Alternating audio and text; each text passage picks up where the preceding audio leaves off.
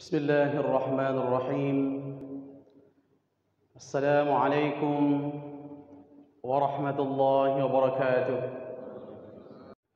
حمدا كثيرا طيبا مباركا فيه مباركا عليه كما يحب ربنا ويرضى، والصلاة والسلام على سيدنا محمد صلى الله عليه وسلم وعلى آله وأزواجه وذرياته وقرابته أجمعين، أما بعد. معاشر المسلمين muslimat rahimakumullah, jemaah subuh yang dimuliakan Allah Jalla wa'ala, para imam masjid, muadzin dan bilal, alim ulama, masyayikh, asatidzah dan asatidzah, seluruh jajaran BKM masjid kita, seluruh unsur pimpinan desa kita,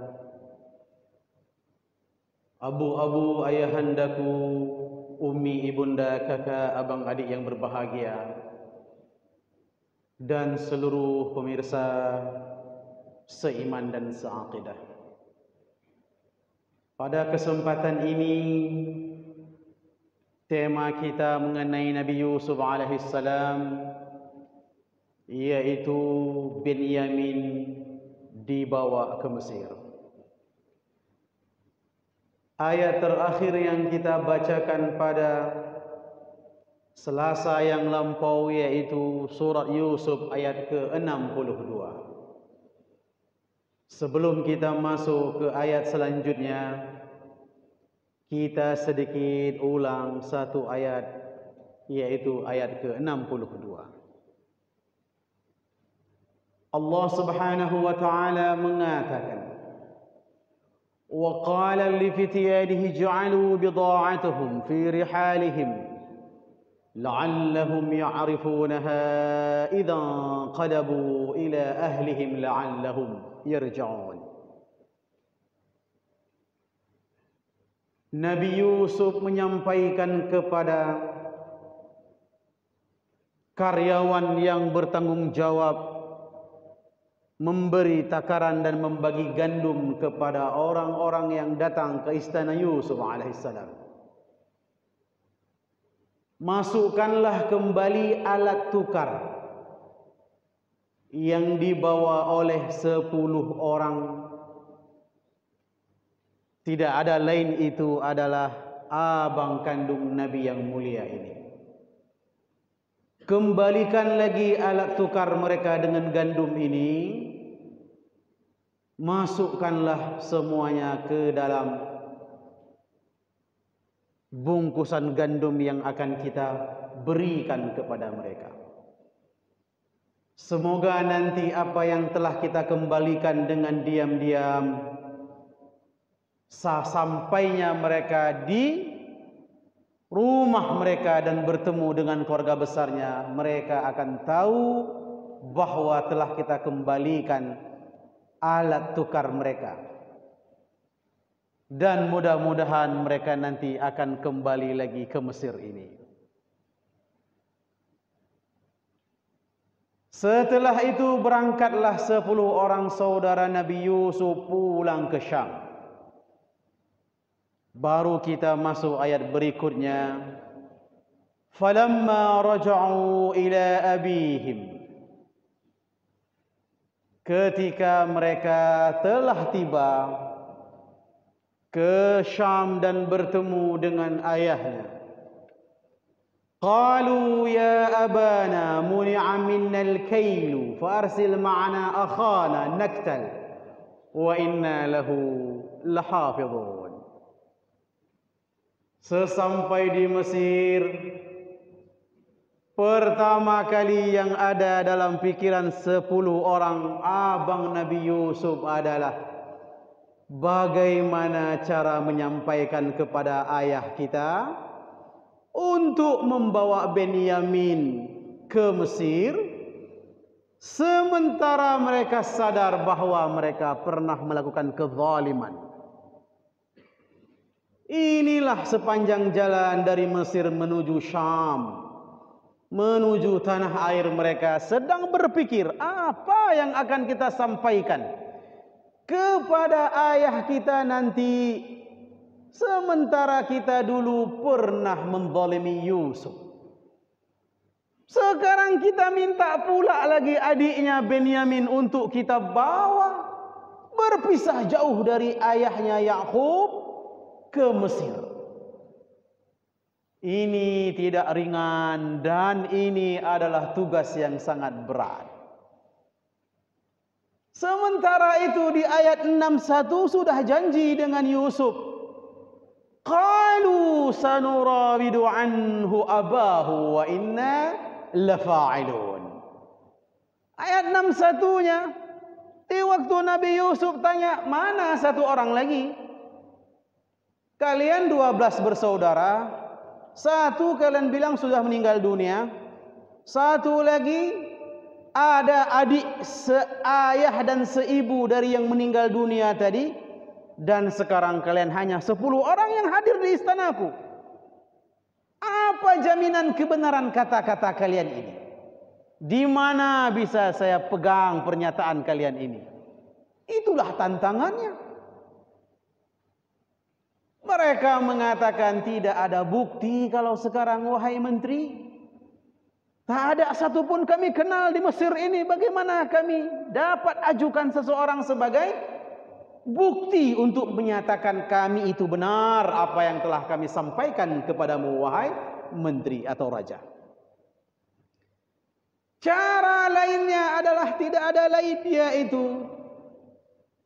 mereka menjawab kepada Yusuf, inilah solusinya kalau begitu. Kami bawa nanti si Benyamin ini dan kami benar-benar akan melakukannya. Kami hadirkan dia di depanmu nanti, wahai menteri. Walaupun Nabi Yusuf di ayat sebelumnya juga sudah mengatakan, fa in lam ta'tuni bihi fala kaila lakum 'indi wala taqrabun.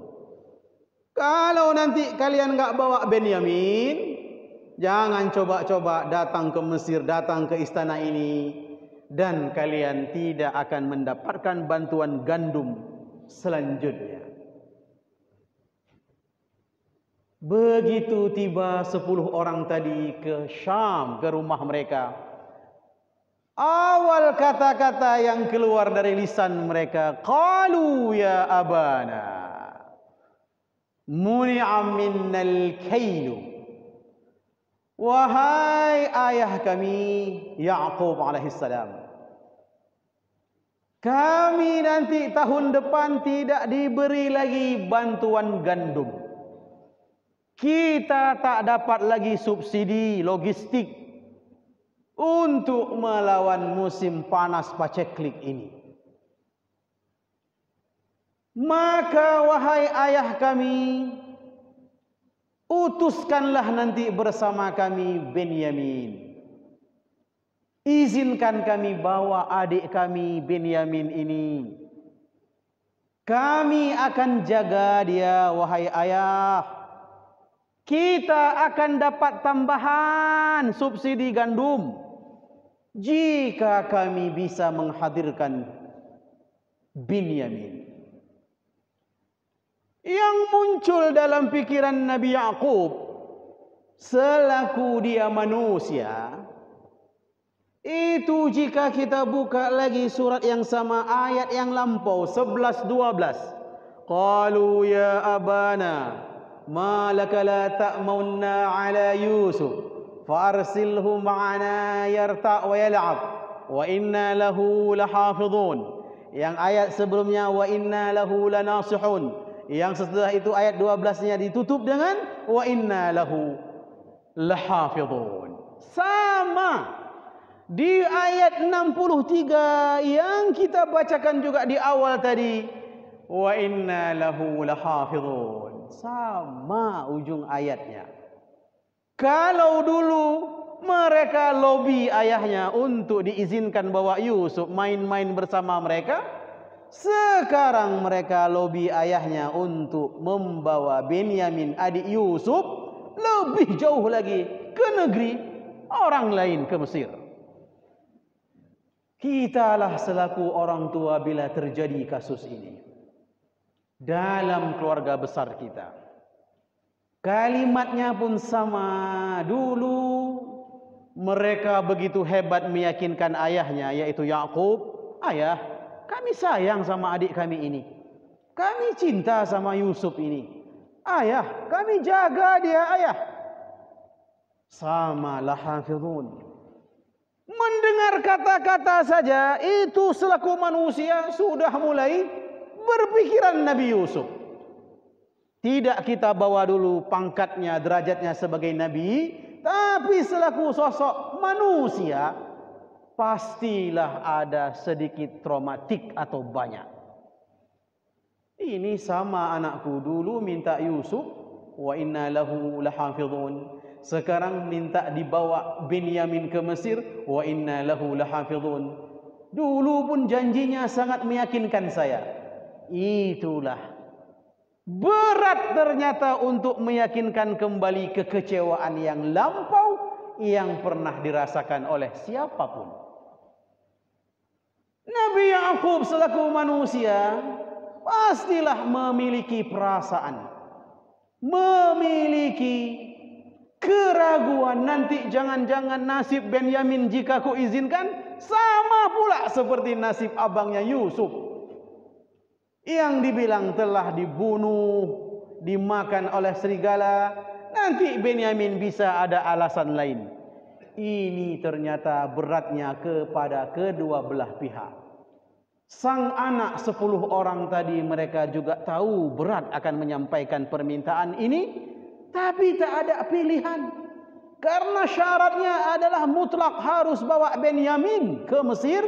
Jika ingin ditambahkan lagi, yaitu takaran 1 penuhnya unta berupa gandum. Walhasil dijawablah oleh ayah, yaitu Nabi Yakub alaihissalam.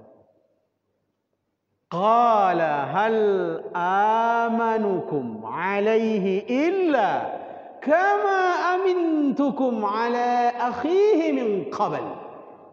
Fallahu khairun hafizan wa huwa arhamur rahimin. Atau kama qala Allah. Hebat Nabi, jawaban para rasul hebat. Dijawablah oleh ayah mereka. Yakub alaihissalam mengatakan, bagaimana bisa aku percaya kepada kalian? Dulu aku pernah percaya, aku izinkan Yusuf untuk kalian bawa. Tapi itulah sampai sekarang Yusuf pun tak tahu di mana. Karena Nabi Yakub yakin, tidak percaya Yusuf itu diterkam oleh serigala. Ini orang tua, tidak bisa dibohongi, ditambah lagi seorang Nabi.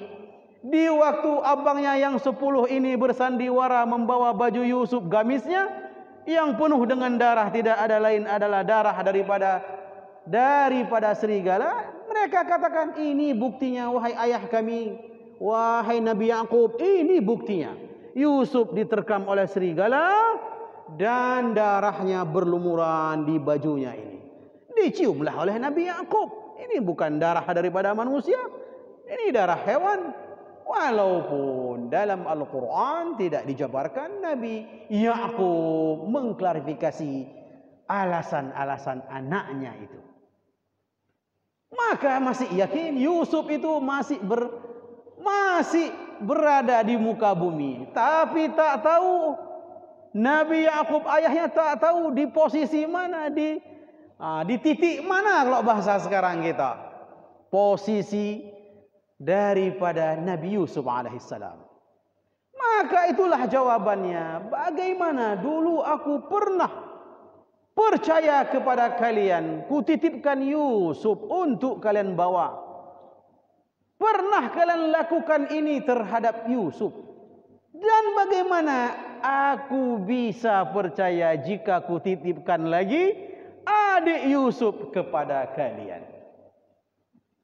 Tapi itulah ujung daripada pernyataan Nabi yang mulia ini. Fallahu khairun hafizan wa huwa arhamur rahimin. Maka Allah lah sebaik-baik penjaga dan Allah lah sebaik-baik penyayang daripada kasih sayang manapun. Allah Maha Penyayang. Berarti setelah mendengar jawaban ayah mereka, di sini terjadi deadlock.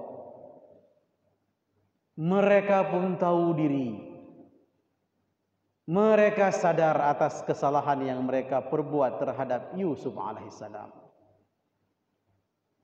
Tapi setelah itu baru mereka melakukan yang pertama tadi begitu sampai falamma raja'u ila abihim qalu ya abana muni'a minal kail. Itu dulu mereka sampaikan.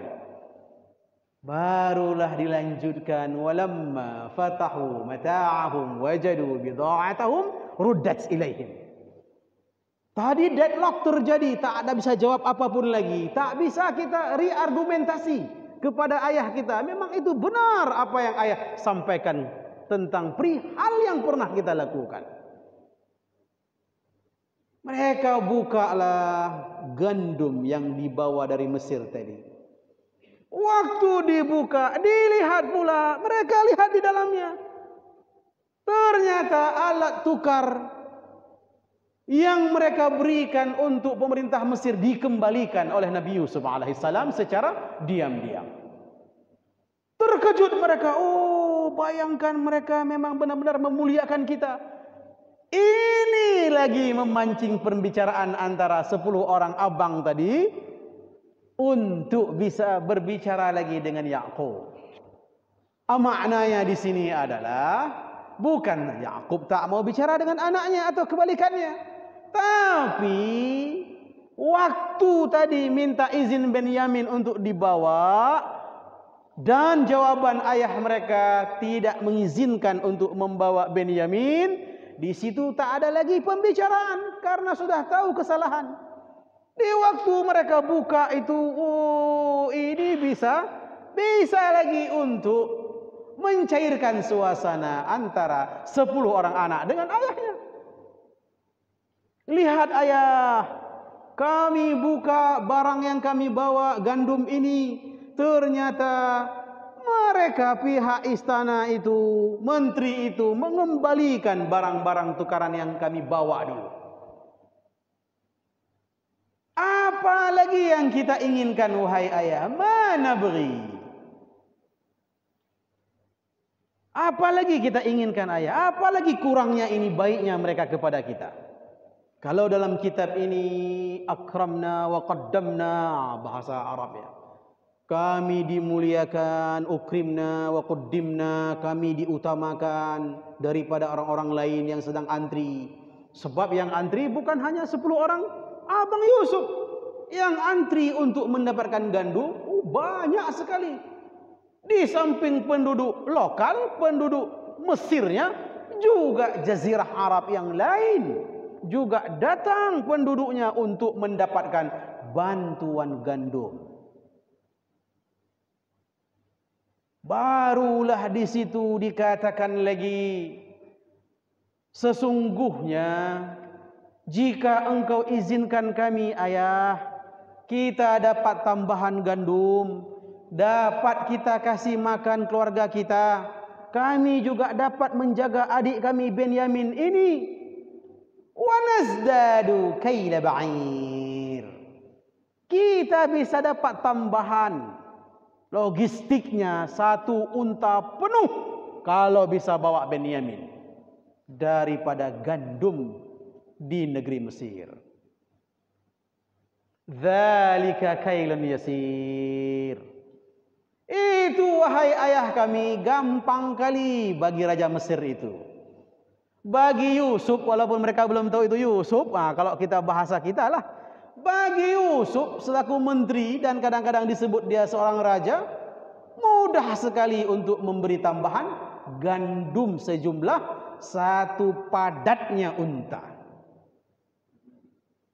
Tapi ini masih menjadi pikiran daripada seorang ayah tadi selaku manusia. Masih khawatir. Kayak mana ini? Aku masih ingat Yusuf, ditambah lagi nanti bagaimana Benyamin jika ku izinkan ku dibawa ke sana. Setelah itu ternyata apa yang dilihat oleh ayah mereka, bagaimana hasil gandum yang dibawa pulang dan harta mereka sebagai alat tukar tadi dikembalikan oleh pemerintah Mesir. Tidak ada lain inisiatif Nabi Yusuf, maka menjadi semakin bertambah yakin Nabi Yaqub alaihissalam. Oh, betul juga ini. Kalau bahasa kita seperti itu, betul juga ini. Buktinya benda yang kami bawa dulu dari kulit, dari terompah, mata uang, ternyata dikembalikan oleh kerajaan. Jadi menunjukkan ternyata ini kebaikan, kemuliaan. Mengapa kesempatan ini tidak digunakan lagi? Itu pula yang terpikir oleh Nabi Yaqub alaihissalam, salah satunya. Barulah Nabi Yaqub mengatakan qala,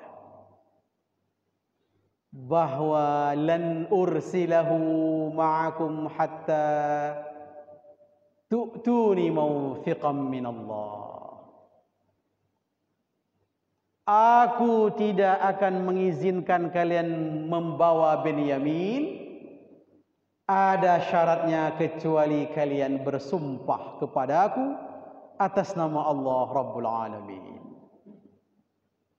Itu syarat yang diberikan oleh ayah mereka. Sumpah. Kalau zaman sekarang mudah sekali bersumpah. Demi Allah saya tidak melakukan ini, demi Allah saya begini. Kalau zaman kenabian dulu tak berani orang sumpah sembarangan. Ada pendapat jika bersumpah melanggar balanya langsung turun seketika itu. Jika melanggar sumpah. Karena Nabi Muhammad SAW berdoa kepada Allah, jangan engkau permalukan, jangan engkau buka aib. Ya Allah, tundalah azab hamba-hambamu di bawah risalahku, kenabianku. Allah terima. Kalau zaman-zaman Nabi sebelumnya, kalau seorang Nabi katakan jadi monyet, jadi monyet. Itulah kita hati-hati. Itu dia. Sehingga yang diberikan oleh seorang ayah untuk anaknya ketat. Supaya tak terjadi lagi masalah kedua kalinya. Kezaliman kedua kalinya terhadap Benyamin. Setelah abangnya mereka zalimi, yaitu Yusuf alaihissalam. Kalian boleh bawa, atau tidak sekali-kali ku izinkan membawa Benyamin, kecuali syaratnya sumpah dulu satu persatu. Kalian bersumpah di hadapanku. Sumpahlah demi Allah. Bahkan hebatnya dalam kitab kita ini dimulai kalimat sumpahnya bihaqqi Muhammadin khatimil nabiyyin wa sayyidil mursalin. Allahu akbar. Bayangkan, Nabi Muhammad belum lahir, belum ada sosoknya, tapi seluruh para nabi sudah berselawat. Sudah bersalawat untuk Muhammad. Allahumma salli ala Muhammad. Seluruh nabi. Bahkan Nabi Daud alaihissalam pernah duduk-duduk. Lewatlah beberapa binatang. Didengarnya dari binatang itu sedang bersalawat untuk Nabi Muhammad SAW. Zamannya masih berapa ribu tahun ke depan. Muhammad belum ada. Tapi itulah memulai sumpahnya bihaqqi Muhammadin khatimin nabiyyin wa sayyidil mursalin. Baru mereka bersumpah demi Allah. Bayangkan begitu hebatnya sosok Muhammad SAW. Dan tidak ragu, semua nabi dari Adam alaihissalam sampai Isa dan Musa alaihissalam, semua bersalawat untuk Nabi Muhammad SAW. Barulah mereka ucapkan sumpah itu. La ta'tunnani bihi illa ayyuhata bikum. Kalau sudah bersumpah, bawa pulang lagi nanti Benyamin, kecuali jika kalian dalam keadaan dikepung. Terjadi sesuatu dalam perjalanan, dibunuh, disandera, itu jauh. Dari Syam menuju Mesir jauh. Maka ada kemungkinan bisa terjadi hal-hal di luar kemampuan kita. Jahatnya orang lain, hasadnya penduduk setempat yang dilewati. Dari Syam menuju Mesir jauh. Maka kata Nabi Yakub untuk anaknya ini, jika terjadi sesuatu di luar kemampuan, dibunuh, dikepung, dijahati orang lain yang memang membuat itu tak bisa kembali Benyamin, itu tak mengapa. Bukan atas skenario seperti mereka buat, skenario terhadap Nabi Yusuf alaihissalam. Jadi kalau memang itu ketentuannya, maka Nabi Yakub ridha. Tidak apa-apa. Sumpah itu berlaku jika sesuatu yang disengajai oleh abang-abangnya ingin melakukan sesuatu hal yang tak baik terhadap Benyamin. Kita rasa demikian dulu kajian hari ini.